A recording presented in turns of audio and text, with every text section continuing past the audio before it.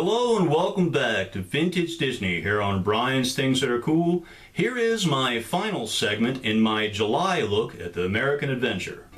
Just imagine it's 1988.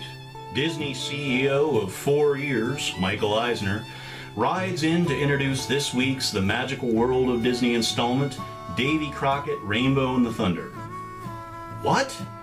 How could you possibly remake something as iconic for Disney as Davy Crockett? And who would you get to play Davy? Well, to even match the legendary performance of Fess Parker, you would need a giant, a true American icon, someone like Johnny Cash. Fess Parker left a big coonskin cap to fill, but Disney was ready to introduce a younger generation to the King of the Wild Frontier. And from November 20th, 1988 to June 18th, 1989, The Magical World of Disney aired 5 episodes and introduced a new Crockett to television audiences. The first episode, Rainbow and the Thunder, was directed by David Hemmings, who also plays an older President Andrew Jackson. Alas, Johnny Cash isn't our Crockett throughout. The focus is an older Crockett getting ready to leave for the Alamo, reminiscing with the 7th president about their early years together during the Creek Indian War.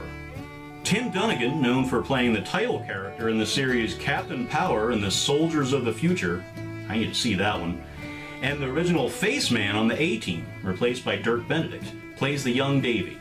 Young Andrew Jackson is played by writer J.D. Salinger's son, Matt Salinger, previously a jock in Revenge of the Nerds, and of course the starring role in the 1990s So Bad It's Good adaptation of Captain America.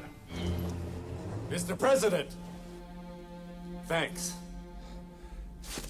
So does the 1988 version come anywhere near to matching the generation-defining 1955 series? Well, let's find out. This is Davy Crockett, Rainbow and the Thunder.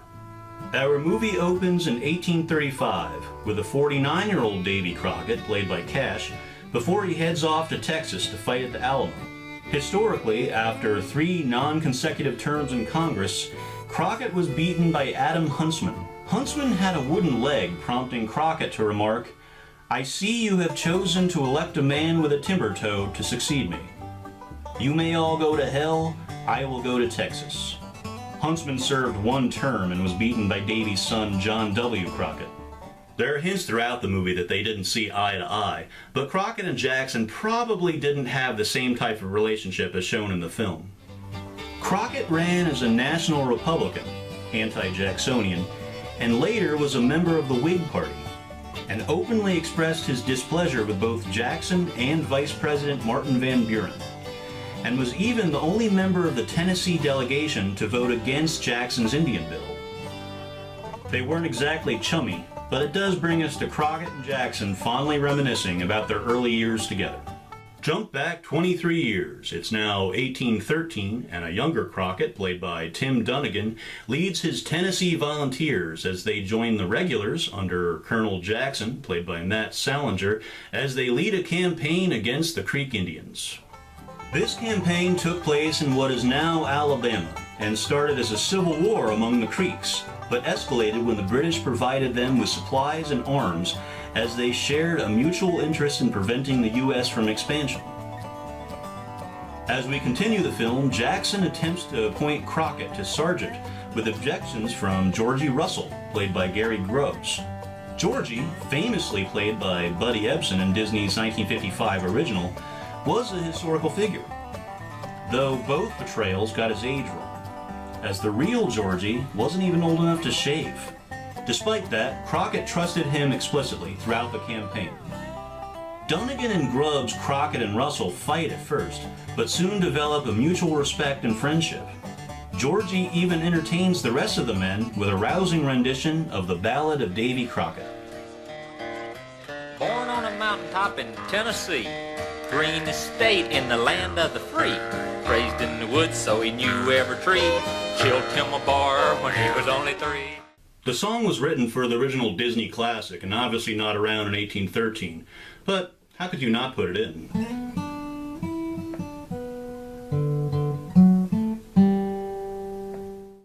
Crockett fought the Creeks, he had a wife at home, Polly, both in real life and referenced in the film. That doesn't stop the filmmakers from giving Davy something of a love interest. As Georgie and Davy put their differences aside, they spot a beautiful redhead bathing when 3 Creek Indians show up. Luckily, Davy and Georgie are able to stop their leering long enough to save the day. Needless to say, skinny dipping redheads didn't make its way into the 1955 version. As the Creek Indian campaign continues, Jackson sees a victory that soon turns into a bloody massacre, breaking the will of one of Davy's men, who can't help but think of his younger sister, eventually attempting to kidnap the beautiful redhead and trade her to the Creeks in an ill-advised attempt to bring peace. Unlike the 1955 version, this film doesn't shy away from the cruel treatment toward the Native Americans by Andrew Jackson, which of course is countered by Davy's protest of these actions. Of course, foreshadowing Crockett's famous stand against Jackson's Indian Bill. A battle much like this did occur when a young squaw shot an arrow killing a lieutenant. Something snapped in the men, and after killing the squaw, they killed everything in their path, including 46 Creeks trapped in a house set ablaze. The house had a basement where potatoes were stored. When provisions ran low, the soldiers returned to the burnt-out village and collected the potatoes. The fat from the Creeks had seeped down to stew the potatoes in fat meat. Crockett and his men were so low on provisions and starving, they were forced to eat what they found. War is hell. As I stated before, there were 5 episodes in all. The other 4, A Natural Man, Warrior's Farewell, A Letter to Polly, and Guardian Spirit, are currently available on YouTube. I think it's safe to say that Johnny Cash's involvement in Rainbow and the Thunder may be the only reason this rather rare series gets remembered. And Cash makes a good Crockett. I would have liked to hear him sing Farewell, the song the real Crockett wrote himself that Fess Parker sings in the 1955 version. That's not to say there isn't good music throughout. The lively mountain music during comical scenes or sequences at the soldiers' camp is just the type of early Americana I love. The Man in Black may not sing any songs, but Cash outshines his co-stars with his strong, authoritative presence that was with him throughout his career. Gary Grubbs as Georgie Russell isn't as memorable as Buddy Ebsen, but still likable. As for Tim Dunnigan as a young Davy, I can't say if he found his voice as the series went on, but here he does pretty well capturing the mannerisms of Fess Parker. Thank you for watching. I hope you enjoyed my look at Davy Crockett, Rainbow and the Thunder. If you want to be kept up to date as to when I release a new video, go ahead, hit that subscribe button. And if you really want to be notified, hit that bell as well. I'm Brian, and I'll see you next time.